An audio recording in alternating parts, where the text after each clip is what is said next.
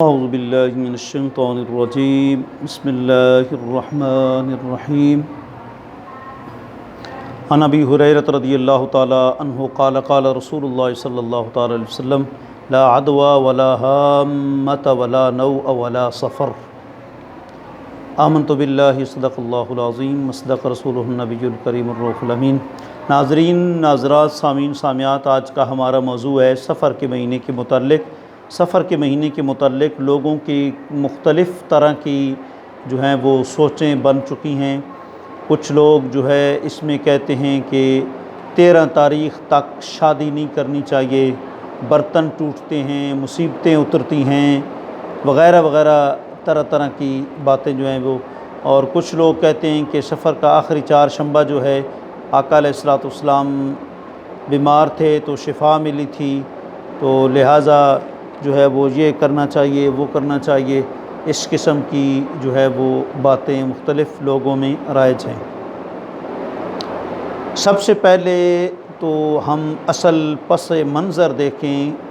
کہ مائے سفر کو سفر کیوں کہتے ہیں جی۔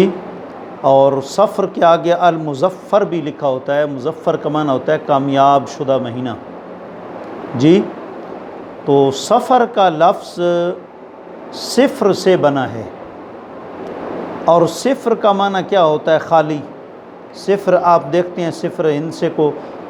خالی نقطے کو کہتے ہیں صفر، اس کا معنی ہوتا ہے جو ہے وہ خالی۔ ایک ہوتا ہے صفرا، اس کا معنی ہوتا ہے زرد رنگ، صفرا فاقع اللون تسر الناظرین، لیکن وہ مد کے ساتھ ہے۔ یہ صفر صفر سے مشتق ہے، صفر سے بنا ہے، اور اس کا معنی ہوتا ہے خالی۔ اور یہ مہینہ اسلامی سال کا پہلا مہینہ ماہ محرم الحرام کا اس کے بعد آتا ہے، اور آقا علیہ الصلوۃ والسلام کے زمانہ اقدس میں ماہ محرم الحرام کے اندر جنگ تعظیماً نہیں کی جاتی تھی۔ جس طرح کہ آپ کو معلوم ہے کہ 4 مہینے جو ہے وہ تعظیم کے کہلاتے تھے، ان میں محرم الحرام تھا۔ اور اس کے بعد پھر جب سفر آتا تو سفر کا معنی خالی ہے۔ لوگ اپنے گھروں کو خالی کر کے جی جنگ کے لیے چلے جاتے تھے، کیونکہ محرم الحرام میں تو جنگ ہوتی نہیں تھی، تو یہ مہینہ آتا تھا تو اپنے گھروں کو خالی کر کے جنگ کے لیے چلے جاتے تھے، اس لیے اس کا نام جو ہے وہ سفر رکھا گیا ہے۔ باقی ایسی بات کہ اس میں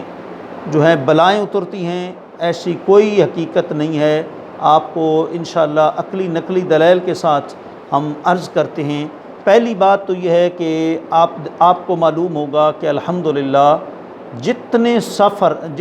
عرس ماہ سفر میں ہوتے ہیں،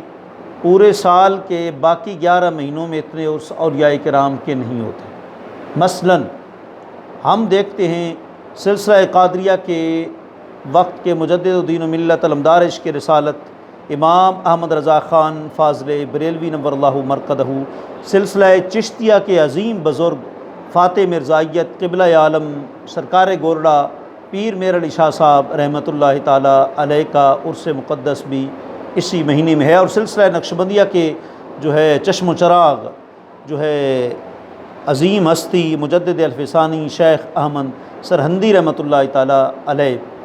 اور سلسلہ سہروردیہ کے مشہور ہستی غوث باء الحق زکریا رحمۃ اللہ تعالیٰ علیہ کا عرس مقدس اس مہینے میں ہوتا ہے۔ تو سلسلہ چشتیہ، سلسلہ قادریہ، سلسلہ نقشبندیہ، سلسلہ سہروردیہ، یہ 4 تصوف کے جرنل اور مین جو ہیں وہ سلاسل اولیاء ہیں، سلاسل تصوف ہیں۔ جس طرح فقہ کے 4 سلاسل ہیں، مطلب شافعی، حنفی، مالکی، حنبلی، تو ایسے ہی چشتی، سہروردی، نقشبندی جی، قادری، یہ بھی سلاسل تصوف ہیں۔ تو گویا کہ 4 سلاسل کے جو مین بزرگ ہیں، بڑی بڑی ہستیاں ہیں، ویسے تو بے شمار بزرگوں کے عرس ہوتے ہوں گے دنیا میں، ہمیں مطلب علم ہی نہیں ہے اتنا، لیکن جو مشہور ہستی ہیں وہ 4 ہیں، اور ان کے عرس ماہ سفر کے اندر جو ہیں وہ ہوتے ہیں۔ تو اور اللہ کریم ماہ سفر کے اندر اس نے حکمت ایسی ہے کہ ان ہستیوں کے عرس جو ہے ماہ سفر میں رکھیں، اور کچھ بزرگوں کے عرس دن کو ہوتے ہیں اور کچھ بزرگوں کے عرس رات کو ہوتے ہیں، بل اکثر و بیشتر اعراس جو ہیں وہ رات کو ہوتے ہیں۔ اور آقا علیہ الصلوۃ والسلام کا فرمان ہے عند ذکر الصالحین تنزل الرحمہ، فرمایا جب بھی نیک بندوں کا ذکر ہوتا ہے تو اللہ کی رحمت نازل ہوتی ہے۔ جی تو جب ظاہر بات ہے کہ عرس میں کیا ہوتا ہے، اللہ کا ذکر ہوتا ہے، تلاوت ہوتی ہے، نعتیں ہوتی ہیں، علماء کے بیانات ہوتے ہیں، اس میں قرآن کی آیتیں حدیثیں پڑھی جاتی ہیں، مقدس جو ہیں وہ نفوس ان کے اراس ہوتے ہیں، اور ان کا تو نام سن کر بھی جنات بھاگ جاتے ہیں۔ جتنا بڑے سے بڑا جن ہو، داتا حضور کی مزار پر اگر کوئی بندہ کہے تم مجھے نہیں چھوڑتے ہو، میں داتا حضور کی مزار پر جاتا ہوں، میں گولڑا شریف جاتا ہوں، میں غوث باؤل حق زکریا کے مزار پر جاتا ہوں، جی میں حضرت شیخ سنندی مجدد الفسانی کے مزار پر جاتا ہوں، وہ کہے گا نا یار مجھے معاف کرو، میں تمہیں تنگ نہیں کرتا۔ تو جنات تو ان ہستیوں کی اتنی غیرت کرتے ہیں کہ ان کا نام سن کر معافیہ مانگتے ہیں، اور سرکار فرماتے ہیں عند ذکر صالحین تنزل الرحمہ، جب نیک بندوں کا ذکر کرو گو، جب ان کی سوان عمری بیان کی جاتی ہے، ان کی بایوگرافی بیان کی جاتی ہے، ان کے حوال و آثار بیان کی جاتے ہیں، تو یقیناً اللہ رب العزت کی رحمتیں نازل ہوتی ہیں۔ اور یقیناً یہ خود ذاکرین تھے، ساری زندگی ذکر کرتے رہے، تو ان کے اراس کی جو محافل ہوتی ہیں ان میں بھی ذکر الہی ہوتا ہے۔ جب ذکر الہی ہوتا ہے تو جو دنیا کے کام کاج میں جانے والا بندہ اگر ان کا ہم نشین ہو جاتا ہے، اللہ اس کی بھی بخشش کرتا ہے، تو گویا اللہ رحمت نازل کرتا ہے، بخشش کا پروانہ جاری کرتا ہے، لہٰذا بلاؤں وغیرہ کا یہ تصور جو ہے وہ درست نہیں ہے۔ باقی رہا بیماری کا، دیکھیں بڑی مشہور روایت ہے مشکات کے صفحہ 390 کی، آقا علیہ الصلوۃ والسلام نے جو ہے کچھ چیزوں کا ذکر کیا۔ زمانہ جاہلیت کے اندر بہت زیادہ منحوس چیزیں تھیں، غلط نظریات سے سفر میں شادی نہیں کر سکتے، یہ نہیں ہو سکتا، ایسی کوئی بات نہیں ہے۔ آقا علیہ الصلوۃ والسلام نے جامع ترمذی کے اندر بھی یہ روایت موجود ہے، ان سب چیزوں کی تردید فرمائی۔ آپ فرماتے ہیں لا عدویٰ، نظریہ یہ تھا کہ ایک سے دوسرے کو بیماری لگ جاتی ہے، ایک کوڑی کا مریض ہے، دوسرا اس کے ساتھ بیٹھ کر کھانا کھائے گا تو اس کو بھی لگ جائے گی۔ لوگوں کے کمزور نظریات تھے، تو آقا علیہ الصلوۃ والسلام نے اس کی تردید لا عدویٰ کہہ کر نفی فرمائی، کوئی بیماری ایک سے دوسرے کو متعدی نہیں ہوتی۔ اور امام اہل سنت نے اس مسلک پر العطایہ النبویہ فی الفتاوی الرضویہ میں 40 حدیث ذکر کی ہیں کہ یہ غلط بات ہے کہ ایک کو ایک بیماری لگی ہے تو اس سے دوسرے کو لگ جائے گی، نہیں، یہ کمزور نظریہ ہے، اسے تب بھی لگنی ہے جب اللہ کو منظور ہونا ہے۔ دیکھیں صحابہ نے مطلب کہا جی کہ فلاں اونٹ بالکل صحیح تھا تو دوسرے خارج زدہ میں مل گیا تو اس کو بھی بیماری لگ گئی، تو سرکار نے آگے یوں کہہ کر رد فرمایا فمن عاد الاول، فرمایا یہ بتاؤ اگر یہ بات ہے تو پہلے کو بیماری کہاں سے لگی، جو اس کے ساتھ ملا اس کو اس سے پہلے، جی پہلے کو کہاں سے لگی، اگر اس کو اس سے لگی ہے تو اس کو کہاں سے لگی ہے، جی اس طریقے سے آقا علیہ الصلوۃ والسلام نے اس کی تردید فرما دی لا عدویٰ کہہ کر۔ اور دوسرا یہ کہ آقا علیہ الصلوۃ والسلام نے جو ہے ولا حامۃ کہہ کر بھی آپ نے جو ہے وہ تردید فرمائی۔ حامہ کیا ہے؟ حامہ کیا ایک معنی ہے سر، اور یہاں مراد ایک جانور کا نام ہے۔ اہل عرب کا یہ خیال تھا کہ یہ جانور میت کی ہڈیوں سے پیدا ہوتا ہے اور اڑاتا ہے انہیں، اور کچھ کہتے تھے کہ مقتول کے سر سے ایک جانور بہر نکلتا ہے، اس کا نام حامہ ہے، وہ ہمیشہ فریاد کرتا رہتا ہے کہ مجھ کو پانی پلاؤ، مجھ کو پانی پلاؤ، یہاں تک کہ اس کی مارنے والا مارا جاتا ہے۔ اور بعض کہتے ہیں مقتول کی روح جانور بن جاتی ہے اور فریاد کرتی ہے تاکہ اپنے مارنے والے سے جو ہے بدلہ خود لے، جب بدلہ لے لیتا ہے تو اڑ جاتی ہے۔ بعض کا ایک قول یہ ہے کہ حامہ الو کا نام ہے، جب کسی گھر پر آپ بیٹھتا ہے اور بولتا ہے وہ گھر والا تو وہ گھر ویران ہو جاتا ہے، تو آقا علیہ الصلوۃ والسلام نے ان سب باطل عقائد و نظریات کی تردید کرتی ہوئے فرمایا ولا حامۃ، ایسی کوئی بات نہیں ہے۔ پھر یہ بھی کوئی بات نہیں ہے کہ لوگ کہتے ہیں جی بیماری حضور کو لگی تو حضور شفا یاب ہوئے، اس میں نہیں، بلکہ وقار الفتاویٰ جو ہے، وقار الفتاویٰ کا یہ صفحہ جو ہے میرے پاس 203 ہے،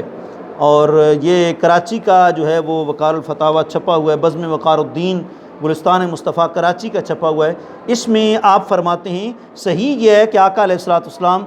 مطلب ہے کہ اس مرض کے جس میں آپ نے پردہ فرمایا تھا تندرست نہیں ہوئے، جی تو اس لیے، اور آپ فرماتے ہیں کچھ لوگ اس کے متعلق یہ بھی کہتے ہیں اس میں بلائیں نازل ہوتی ہیں، یہ بھی جو ہے وہ صحیح نہیں ہے۔ اور ولا سفر، اس کی تردید حضور نے ولا سفر کہہ کے فرمائی کہ افات و بلیات کا نزول اس مہینے کے اندر کوئی نہیں ہے۔ بعض کہتے ہیں بعض سفر ایک سانپ ہے جو پیٹ میں پیدا ہوتا ہے اور بھوک کے وقت کاٹتا ہے، اور بھوک کے وقت جو اذا ہوتی ہے اسی سے ہوتی ہے، آقا علیہ الصلوۃ والسلام نے ان باطل نظریات کا رد فرمایا اور حکم فرمایا یہ سب باطل ہیں۔ یہ آپ کی ہماری بات نہیں ہے، امام المحدثین شیخ عبدالحق محدث دہلوی علیہ رحمہ ما ثبت بالسنہ، جو آپ نے 12 مہینوں کے مختلف تفاصیل پر کتاب لکھی ہے، اس کے صفحہ 34 سے لے کر 36 تک کا مطالعہ کریں کہ ایسی کوئی بات نہیں ہے۔ اور مزید دیکھیں کہ سفر میں بیماریوں کے بارے میں شیخ عبدالحق محدث دہلوی رحمۃ اللہ تعالیٰ علیہ، پہلے ہم ایک حوالہ ما ثبت بالسنہ کا اور وقار الفتاویٰ کا ذکر کر چکے ہیں، اب مزید دیکھیں، یہ میرے پاس ہے اشۃ اللمات اور اس کی تیسری جلد ہے، صفحہ 620 ہے، کتب خانہ مجیدیہ ملتان کی وہ چھپی ہوئی ہے۔ اور آپ کو معلوم ہے شیخ عبدالحق محدث دہلوی علیہ رحمہ نے حدیث کی بڑی شروحات لکھی ہیں، جن میں سے آپ نے مشکات المصابیح کی 2 شروحات لکھی، ایک لمات التنقی فی شرح مشکات المصابیح عربی میں، اور ایک فارسی میں آپ نے لکھی اشۃ اللمات۔ یہ فارسی کی جو حوالہ دیا ہے وہ ہے، آپ فرماتے ہیں دریں جاں اقوال بسیار است، نزد باز مراد مائے شہور است کے پس از محرم بیاید، و آما آرا محل نزول بلایا و حوادث و آفات و دارند، این اعتقاد نیز باطل است و اصل ندارت۔ شاہ صاحب فرماتے ہیں کہ اس بارے میں کہ اس مہینے کے اندر بلائیں اترتی ہیں، اس کی حقیقت کیا ہے؟ آپ فرماتے ہیں کئی اقوال ہیں اس میں۔ ایک قول یہ ہے کہ سفر سے مراد وہ مہینہ ہے جو محرم کے بعد آتا ہے، بالکل ٹھیک ہے، اور عام لوگ یہی سمجھتے ہیں کہ اس مہینے میں حوادث، آفتیں اور بلائیں نازل ہوتی ہیں، اور یہ اعتقاد باطل ہے۔ این اعتقاد نیز باطل است و اصل ندارت۔ شاہ صاحب فرماتے ہیں یہ اعتقاد باطل ہے اور کوئی اس کی اثر نہیں ہے، اور اس کام میں سب جائز، اس مہینے کے اندر سب جائز کام جائز ہیں، شادی بیاہ وغیرہ کرنا وغیرہ سب کچھ یہ جائز ہے، لہٰذا جب بنیاد ہی غلط ہے تو یہ سب مفروضے بھی لغو ہیں، اور تیرہ تیزی کا مفروضہ وغیرہ اس قسم کی جو خرافات ہیں بالکل وہ درست نہیں ہے۔ اور باقی یہ بھی ان کا ایک وہ غلط عرب کا نظریہ تھا۔ حضور نے جتنے اوہام پرستی کے نظریات تھے ان کی آقا علیہ الصلوۃ والسلام نے وہ تردید فرمائی۔ دیکھیں یہ بھی مطلب ہے کہ ان کے ہاں نظریہ تھا، ایک غلط نظریہ تھا، مطلب ان کے ہاں کہ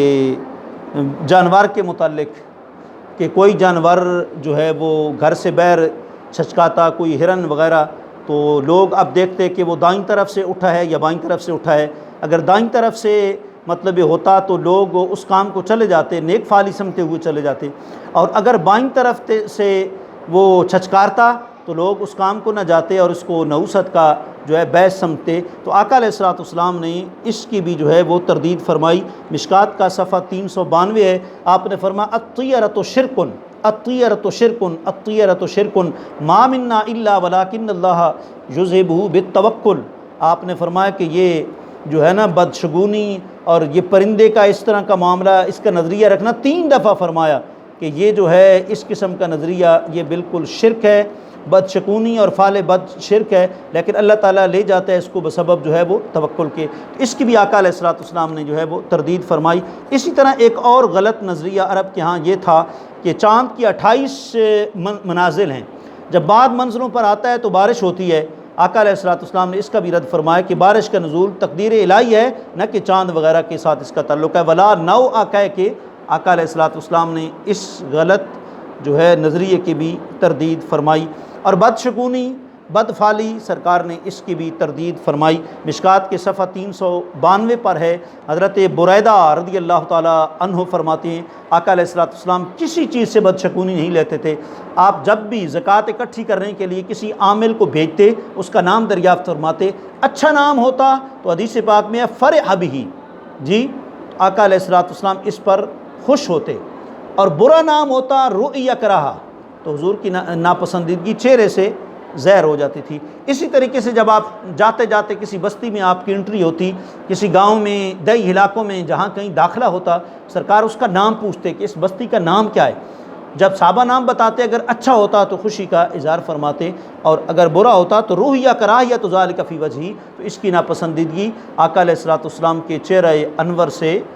وہ واضح ہو جاتی تھی۔ تو تو سفر کا مہینہ ہے، بابرکت مہینہ ہے، اس میں عبادت کریں، اللہ کریم سب کی عبادتوں کو قبول فرمائے۔ سفر کی دیکھیں عبادات کیا ہیں۔ پہلی رات میں نماز عشاء کے بعد 4 رکعت نماز پڑھیں۔ پہلی رکعت میں سورہ فاتحہ کے بعد قل یا ایھا الکافرون 15 دفعہ پڑھیں، اور دوسری رکعت میں سورہ فاتحہ کے بعد قل هو اللہ احد 15 بار پڑھیں، اور تیسری رکعت میں سورہ فاتحہ کے بعد سورہ فلق 15 بار پڑھیں، اور چوتھی رکعت میں سورہ فاتحہ کے بعد جو ہے سورۃ الناس جو ہے 15 دفعہ پڑھیں، اور سلام کے بعد ایاک نعبد و ایاک نستعین پڑھیں۔ جی 70 مرتبہ درود شریف پڑھیں، اللہ تعالیٰ بہت ثواب عطا فرمائے گا۔ اور راحت القلوب میں ہے کہ جو یہ عمل کرے گا، اس عمل کی برکت سے اللہ کریم ہر بلا سے اسے محفوظ فرما دے گا۔ اور آخری 4 شنبہ جب آئے تو اس میں بھی کیا کریں، سفر کے آخری بدھ کی صبح غسل کریں،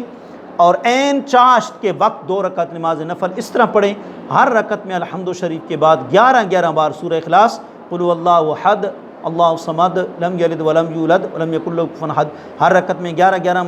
مرتبہ جو ہے پڑھیں۔ سلام پھیر کر یہ درود پاک پڑھیں، اللہم صلی علی محمد النبی الامی وعلی آلہ واصحابہ وبارک وسلم، اور اس کے بعد یہ دعا پڑھیں، اللہم صرف عنی سوء ھذا اليوم واصنی من سوءہ ونجنی عما اصاب فیہ من نحو ساعتہ وقرباتہ بفضلک یا دافع الشرور